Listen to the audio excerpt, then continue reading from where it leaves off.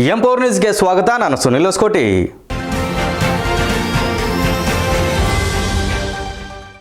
ಯಲಬುರ್ಗಾ ತಾಲೂಕಿನಲ್ಲಿ ಕರವೇ ಸ್ವಾಭಿಮಾನಿ ಸೇನೆಯ ವತಿಯಿಂದ ಕುಂದುಕೊರತೆಗಳ ಕುರಿತು ವಿಶೇಷ ಸಭೆಯನ್ನು ಆಯೋಜಿಸಲಾಗಿತ್ತು.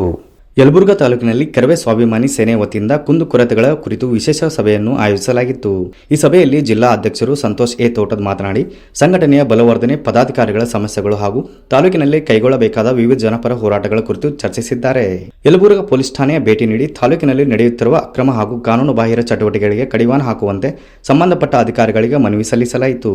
ವಿಶೇಷವಾಗಿ ಅಕ್ರಮ ಮದ್ಯ ಮಾರಾಟ, ಮಟಕ, ಜೂಜಾಟ, ಕಳ್ಳಸಂತೆ ಹಾಗೂ ಇತರೆ ಕಾನೂನು ಬಾಹಿರ ಚಟುವಟಿಕೆಗಳ ವಿರುದ್ಧ ಕಠಿಣ ಕ್ರಮ ಕೈಗೊಳ್ಳುವಂತೆ ಒತ್ತಾಯಿಸಲಾಗಿದೆ.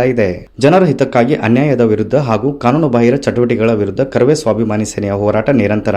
ಈ ಸಂದರ್ಭದಲ್ಲಿ ಕಲಬುರಗಿ ವಿಭಾಗೀಯ ಉಪಾಧ್ಯಕ್ಷರು ಶಂಕರ್ ಟಿ ಕಳಬಾವಿ, ಜಿಲ್ಲಾ ಕಾರ್ಯಾಧ್ಯಕ್ಷರು ಶರಣಪ್ಪ ಗೌಡ ಪೊಲೀಸ್ ಪಾಟೀಲ್, ಶಂಕರಗೌಡ ಮಾಳಿ ಪಾಟೀಲ್, ನಾಗರಾಜ್ ತಲ್ಲೂರು ವಕೀಲರು, ಯಲಬುರ್ಗಾ ತಾಲೂಕು ಅಧ್ಯಕ್ಷರು ಮೌನೇಶ್ ಎಚ್ ನಾಯಕ್, ಹನುಮೇಶ್ ದೊಡ್ಮನಿ, ಪರಶುರಾಮ್ ಗದ್ದಿ, ಮಲ್ಲಿಕಾರ್ಜುನ್ ಕಂಬಳಿ ಮುಂತಾದವರು ಉಪಸ್ಥಿತರಿದ್ದರು.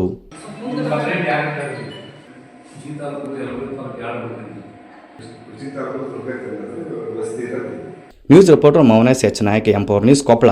ಇದಿಷ್ಟು ಇವತ್ತಿನ ಸುದ್ದಿ. ನಿರಂತರ ಸುದ್ದಿಗಾಗಿ ನೋಡ್ತಾ ಇರಿ ಎಂ4 ನ್ಯೂಸ್.